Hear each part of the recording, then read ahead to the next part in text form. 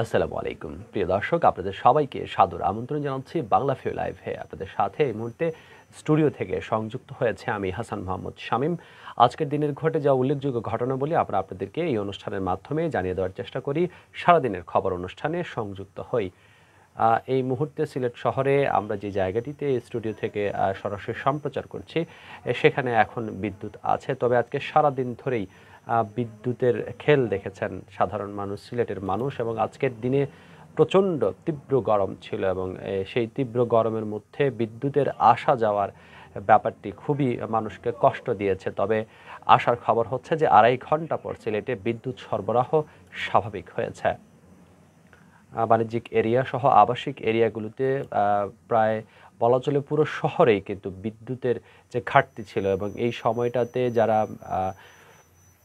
বৃদ্ধ আছেন, যারা শিশু আছেন, তারা কিন্তু অনেকটাই কষ্ট পেয়েছেন। অনেকেই বাসাবাড়ি ছেড়ে আজকে বিকেলের দিকে এয়ারপোর্ট রোডের দিকেও কিন্তু ঘুরতে চলে গেছেন, যেখানে মুক্ত বাতাস পাওয়া গেছে সেখানটাতেই তারা চলে গেছেন।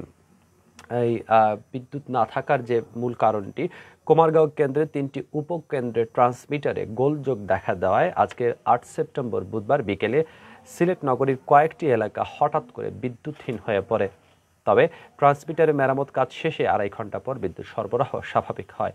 অন্যদিকে একদিকে তীব্র গরম, যেটা আগেই বলেছি, অন্যদিকে 2.5 ঘন্টা ধরে বিদ্যুৎ না থাকায় চরম ভোগান্তি পোহাতে হয় নগরীর বিদ্যুৎহীন এলাকার বাসিন্দাদের। সংশ্লিষ্ট সূত্রে জানা গেছে, কুমারগাঁও কেন্দ্রের 3টি উপকেন্দ্রের ট্রান্সমিটারে বিকেল 4টার দিকে হঠাৎ করে গোলযোগ দেখা দেয়। এই সময় নগরীর আম্বরখানা, জিন্দাবাজার, টিলাগড় এবং শাহজালাল সহ বিভিন্ন এলাকায় বিদ্যুৎ চলে যায়। এই মুহূর্তে যদি আপনার এলাকাতে বিদ্যুৎ না থাকে, সেটা কিন্তু আমাদের কমেন্টস বক্সে লিখে জানাতে পারবেন। তাহলে আমরা কিন্তু জানতে পারবো যে এখন দীর্ঘ কত সময় ধরে আপনার এলাকায় বিদ্যুৎ নেই। তবে খুব একটা আসলে ধৈর্যহারা হওয়ারও দরকার নেই, কারণ কাজ চলছে, কাজ চলার পরে কিন্তু বিদ্যুৎ আবারও চলে আসবে।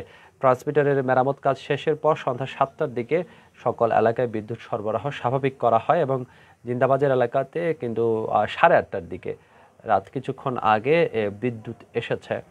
এটাই ছিল আজকের দিনের সবচেয়ে উল্লেখযোগ্য খবর। এছাড়াও আরেকটি খবর জানাতে চাই, সিলেট জেলা প্রেস ক্লাবে একটি সংবাদ সম্মেলন হয়েছে। সেখানে একজন ফিনল্যান্ড প্রবাসী তিনি সংবাদ সম্মেলন করেছেন এবং তিনি যেটা অভিযোগ করেছেন যে তার বাসার রাস্তা ব্যবহার করে আরেকজন তার বাসার সীমানা অতিক্রম করেছেন, সেটা সংবাদ সম্মেলনে তিনি অভিযোগ করেছেন। আমরাও সেই সম্পর্কিত সরাসরি প্রতিবেদন করেছি। আপনারাও দেখেছেন, প্রবাসীরা আসলে দেশে আসার পর অনেকটাই অসুবিধার সম্মুখীন হন। অনেক সময় তাদের দেখাশোনার ক্ষেত্র থাকে না, অনেকেরই বাসাবাড়ি অলস হয়ে পড়ে থাকে, খালি পড়ে থাকে, এবং সেই জায়গাগুলো নিয়ে তারা নানা ধরনের বিড়ম্বনার শিকার হন।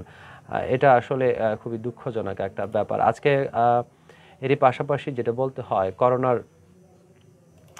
সেকেন্ড ডোজের যে গণটিকার কার্যক্রম ছিল, আজকে দ্বিতীয় দিনের মতো করোনার সেকেন্ড ডোজের গণটিকার কার্যক্রম চলেছে এবং সিলেট শহরের মানুষজন অত্যন্ত উৎসাহ উদ্দীপনা সাথে নিয়ে সকাল থেকেই গণটিকা কার্যক্রমের যে জায়গাগুলো আছে সেই জায়গাগুলোতে তারা ভিড় করেছেন এবং টিকা গ্রহণ করেছেন। আজকে 25,000 জন মানুষ গণটিকা কার্যক্রমের আওতায় তারা টিকা দিয়েছেন। এক্স্যাক্টলি যেটা বলতে হয়, প্রচণ্ড গরম উপেক্ষা করে দ্বিতীয় ডোজ দিয়েছেন সিলেট নগরীর নারী পুরুষ। গণটিকার দ্বিতীয় দফার দ্বিতীয় দিনে বুধবার আজকে 25,043 জনকে করোনার সেকেন্ড ডোজের টিকা দেওয়া হয়েছে। এর মধ্যে পুরুষ আছেন 12,790 জন এবং নারী আছেন 12,253 জন। সিলেট সিটি কর্পোরেশনে আজকে 82টি কেন্দ্র খোলা হয়েছিল এসব টিকা দেওয়ার জন্য, এবং সেই টিকা দেওয়ার 82টি কেন্দ্রে এই সংখ্যক মানুষ তারা আজকে টিকা দিয়েছেন। সিটি কর্পোরেশনের প্রধান স্বাস্থ্য কর্মকর্তা জাহিদুল ইসলাম আমাদেরকে জানিয়েছেন যে আজকে সারাদিন ধরেই এই কার্যক্রম চলেছে এবং আগামীকালও এই কার্যক্রম অব্যাহত থাকবে। অর্থাৎ যারা এখনো গণটিকা কার্যক্রমে এখনো পর্যন্ত যারা টিকা দিতে পারেননি, তাদেরকে আগামীকাল কিন্তু তাদের শেষ সুযোগ। সেখানে তারা অবশ্যই গণটিকা কার্যক্রমের দ্বিতীয় ডোজের টিকা গ্রহণ করবেন। তারপরেও যদি কেউ টিকা গ্রহণ করতে না পারেন, তাহলে স্থানীয় যে স্বাস্থ্য কমপ্লেক্স আছে উপজেলাগুলোতে এবং শহরের মধ্যে, সেগুলোর মধ্যেই তারা এই গণটিকা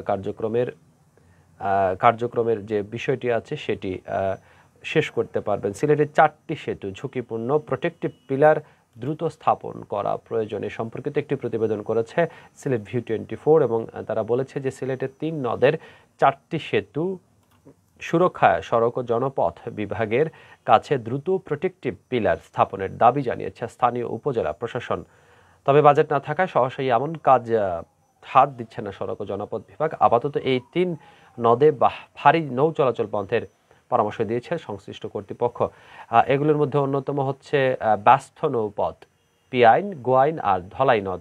বছরে 6 মাস এসব নৌপথ দিয়ে প্রতিদিন 2 শতাধিক বালুবাহী নৌযান চলাচল করে। 3 নদে রয়েছে 4টি সেতু। এই পথ দিয়ে বালুবাহী নৌযানগুলো চলাচল করার সময় সেতুর পিলারে ধাক্কা লেগে ছোটখাটো দুর্ঘটনা থেকে শুরু করে নৌযান ডুবির ঘটনাও ঘটেছে ইতিপূর্বে।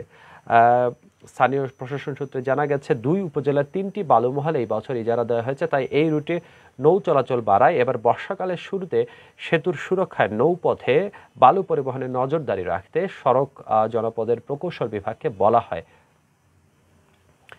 তবে বর্ষা শেষ হতে চললেও এ ব্যাপারে কোনো পদক্ষেপ নেয়নি সড়ক ও জনপথ বিভাগ। সংশ্লিষ্ট কর্তৃপক্ষ বলছে বাজেট ঘাটতি এবং নদে পানি বেশি থাকার কারণে সহসাই এই কাজ করা যাচ্ছে না, তাই এই নৌপথে ভারী নৌ চলাচল সাময়িকভাবে বন্ধ রাখতে হবে। প্রিয় দর্শক, আমরা আপনাদের সাথে আগামীকাল আবারও একই সময় সংযুক্ত হব, জানানোর চেষ্টা করব সিলেটে ঘটে যাওয়া সর্বশেষ অবস্থায় একটি খবর আপনাদেরকে আমরা একটু আগে লাইভে জানিয়েছিলাম। সিলেটের 3 প্রতিবন্ধী ভাইয়ের ব্যাপারে আমরা আপনাদেরকে লাইভ করে জানানোর চেষ্টা করেছিলাম। 3 প্রতিবন্ধী ভাই একই পরিবারের এবং সেই 3 প্রতিবন্ধী ভাইয়ের বড়জন যিনি ছিলেন কামাল আহমেদ, তিনি কিন্তু আজকে বিকালে মারা গেছেন এবং সন্ধ্যা পরে তার দাফন সম্পন্ন করা হয়েছে। এই প্রতিবন্ধী 3 ভাইকে দেশ বিদেশের অনেক মানুষজন নানাভাবেই সাহায্য করেছেন। সিলেট সিটি কর্পোরেশন থেকেও তাদেরকে সাহায্য সহযোগিতা করা হয়েছে। তবে তাদের পরিবারে দেখাশোনার মানুষ না থাকায় আজকে বলা চলে যে বিনা চিকিৎসাতেই তাদের বড় ভাইকে মৃত্যুবরণ করতে হয়েছে। আমরাও এই অকাল মৃত্যুতে শোক সন্তপ্ত বাংলাভিউ পরিবার এবং এই পরিবারটিকে যাতে সরকার সহ যারা সংশ্লিষ্ট কর্তৃপক্ষ আছেন তারা যেন দেখভাল করেন এবং যে বাকি 2 ভাই আছেন প্রতিবন্ধী, খর্বকায় প্রতিবন্ধী আছেন, তাদেরকে যেন একটু হলেও সাহায্য সহযোগিতা করেন। আমরা আগামীকাল আবার সংযুক্ত হব, আপনাদেরকে জানানোর চেষ্টা করব সিলেটের সর্বশেষ অবস্থা। সে পর্যন্ত সবাই ভালো থাকুন, সুস্থ থাকুন, বাংলাভিউয়ের সাথে থাকুন। খোদা হাফেজ।